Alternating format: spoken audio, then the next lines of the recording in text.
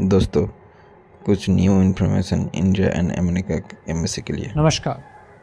ये महत्वपूर्ण संदेश अमेरिका में स्थित हमारे भाइयों और बहनों और मित्रों के नाम है।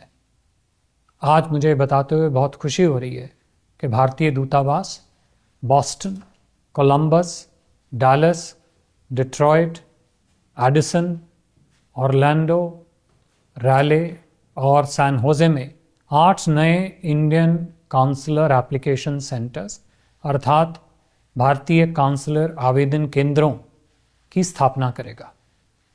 इन सेंटर्स के अतिरिक्त लॉस एंजलिस में भी शीघ्र ही एक काउंसलर आवेदन केंद्र खोला जाएगा। इन सभी काउंसलर आवेदन केंद्रों के खुलने के पश्चात भारतीय दूतावास का काउंसलर पद चिन्ह और विकसित होगा। लगभग कुल मिलाकर 17 काउंसलर आवेदन केंद्र पूरे अमेरिका में स्थापित होंगे। इन सभी भारतीय काउंसलर आवेदन केंद्रों के माध्यम से भारतीय प्रवासी समुदाय को सेवाएं और तेजी और अधिक सुलभता से उपलब्ध कराई जाएंगी। 1 अगस्त से यह सभी भारतीय काउंसलर आवेदन केंद्र शनिवार को भी खुले रहेंगे।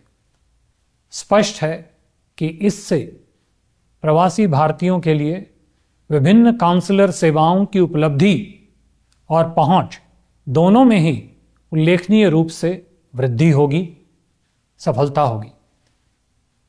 साथ ही साथ दूतावास विभिन्न मिसलेनियस सेवाओं को भी सुव्यवस्थित करेगा और यह सुविधाएं अधिकांशतया भारतीय काउंसलर आवेदन केंद्रों के माध्यम से उपलब्ध होंगी।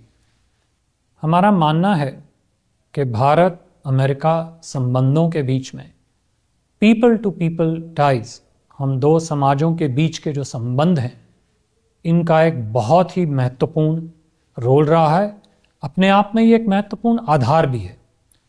माननीय प्रधानमंत्री श्री नरेंद्र मोदी जी ने बॉस्टन तथा लॉस एंजलिस में भारतीय काउंसलेट्स खोलने की घोषणा पहले ही कर दी है।